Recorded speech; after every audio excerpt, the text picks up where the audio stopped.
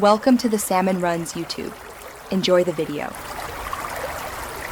In this video, I will show how to make tacos skin updated. Start by mixing masa harina with warm water and a pinch of salt until a soft dough forms. Divide the dough into golf ball-sized portions and keep them covered to prevent drying.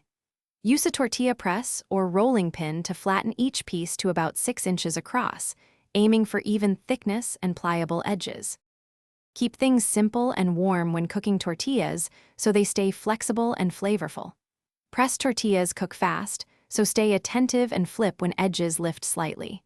If you want crisp shells, cook a bit longer and let them cool on a rack. For soft tacos, steam briefly in a covered pan with a splash of water to rehydrate and soften before filling. Quick recommendation: if you prep taco fillings ahead, these leak-proof containers make life easier and save time when assembling later.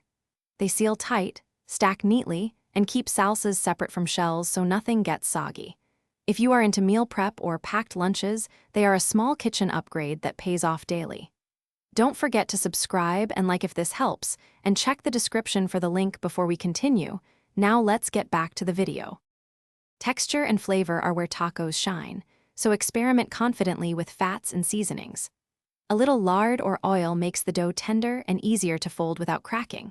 Try cumin or smoked paprika for warmth that complements meats and vegetables. If frying, monitor oil temperature like 350 degrees F to avoid greasy shells, and drain well for a satisfying crunch that still holds fillings without falling apart. Thanks for watching. Consider subscribing if we helped you.